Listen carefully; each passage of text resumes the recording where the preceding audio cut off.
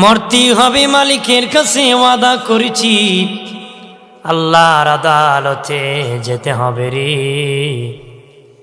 ছিলাম আল্লাহর কাছে, যাব আবার আল্লাহর দরবারে। যাব কার দরবারে? যেতে হবে মালিকের দরবারে। মরণ হয় বাবাজি, কেউ সম্মানের হয়, কারো অসম্মানের মরণ হয়, কারো আবার ভালো মরণ হয়, মন্দ হয়, ঠিক কিনা?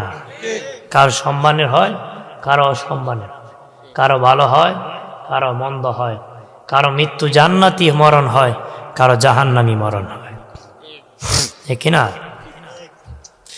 রে বানের বাবাজি, কতই না কপাল ভালো রে। জঙ্গে শহীদ যারা ইন্তেকাল করেছে, শাহাদাত বরণ করেছে, যারা ইন্তেকাল করেছে, শাহাদাতের মর্যাদা পেয়েছে, তাদের কপাল না ভালো রে। কপাল কতই ভালো, ওই ব্যক্তি যে নবীর দেশ সোনার মদিনা তার মরণ হইছে। ওর কপাল কত ভালো, মদিনায় তার মরণ হইছে। ওর কপাল কত ভালো, জঙ্গে শহীদ শাহাদাতের রক্ত ঝরতে ঝরতে তার মরণ হয়েছে। সুবহানাল্লাহ বলি। আমার বানের বাবা জিনানি, খেয়াল করেন ভালো করিয়া, রক্ত দামি। আমার আপনার দেহে রক্ত আছে বাবা, রক্ত বড় দামি বাবা। ওই রক্ত যখন বের হয়, রক্ত হলো নাপাক, রক্ত পবিত্র। কিন্তু যদি বাবা কেটে যায়, রক্ত যদি বের হয়ে যায়, নাপাক হয়ে যাবে, নামাজ পড়া যাবে না, যে কাপড়ে লাগে সেটা পবিত্র থাকে না রে। সেটা কি পবিত্র থাকে না। কিন্তু বাবাজি, কলস ভর্তি রক্ত বের হয়ে যদি ঘরে পড়ে, এটা অপবিত্র হয় না রে। এটা কোন রক্ত জানেননি? যারা শাহাদাতের ময়দানে শহীদ হয়েছে আল্লাহর নামে, কলস ভর্তি রক্ত পড়ে গেল, এই রক্ত পবিত্র, পাক পবিত্র। তারে বাবা এই রক্ত শহরে দাফন করা ইসলামের বিধান। সুবহানাল্লাহ বলেন না? এমনি এক ফুটা বের হলে এটা নাপাক। কিন্তু যারা শাহাদাতি শহীদ হয়েছিল, ময়দানে কলস ভর্তি রক্ত বের হলো, এটা পাক পবিত্র, ইসলামের বিধান। তার এই কাপড় সহ রক্ত সহ দাফন করার বিধান। সুবহানাল্লাহ বলি। আমার বানের বাবা জিরানি, মরতে হবে, দোয়া করবা মালিক শাহাদাতের মর্যাদা দিও গো।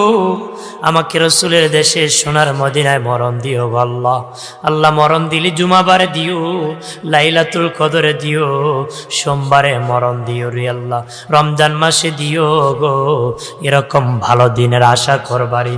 যখন ভালো দিন ভালো সময় একত্র হয়ে যাবে, গুণ বেড়ে যাবে রে, ইজ্জত বেড়ে যাবে।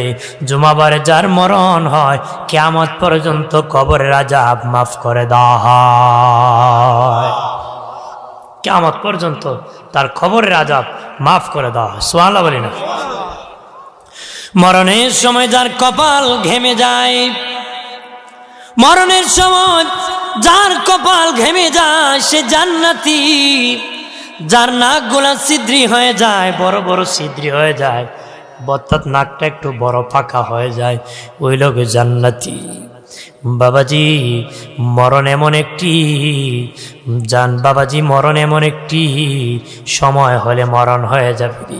মরণ এমন একটি বস্তু বাবা, যে মরণ যেদিন তোমাকে আমাকে ধরবে, পালানোর ক্ষমতা হবে না রে। মরণ এমন একটি জিনিস, যেটার থেকে ভাগার কোনো সুযোগ, ভাগা যাবে? পৃথিবীর সব মানুষ এই বিষয়ে একমত, মরতে হবে। মুসলমানও বিশ্বাস করে, হিন্দু খ্রিস্টানও বিশ্বাস করে, কারণ এটা প্র্যাকটিক্যাল। এটা কি প্র্যাকটিক্যাল।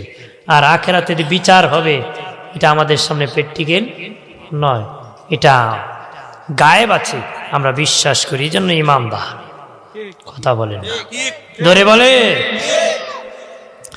আমার বানের বাবা জিরানি, খেয়াল করেন ভালো করিয়া, ও প্রাণের বাবাজি, খেয়াল করেন ভালো করে, সকলে একদিন সে কবরে যেতে হবে রে, সবাই একদিন বিদায় হতে হবে। কবর হলো প্রথম স্টেশন, কবর হলো প্রথম ঘাঁটি। আখিরাতের প্রথম স্টেশনের নাম হলো কবর। স্টেশন মোট 6টা বাবা। প্রথম স্টেশন হলো রুহের জগৎ বাবা।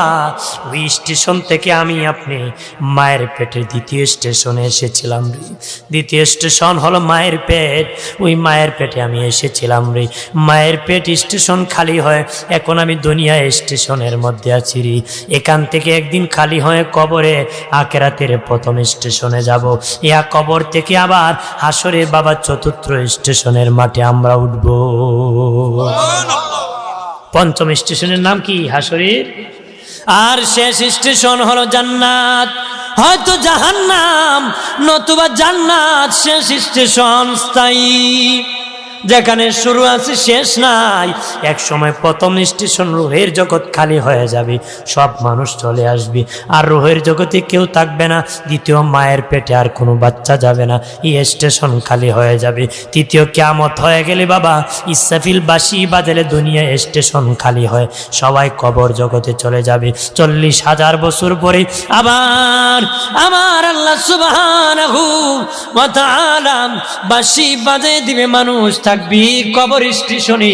ফুদা আমার তো সবাই বাবা কবর ফেটে আখিরাতের স্টেশনের মধ্যে উঠে যাবে। বিচার শেষে স্থায়ীভাবে বাবা কেউ জান্নাতে, কেউ চূড়ান্তভাবে জাহান্নামে চলে যাবে রে।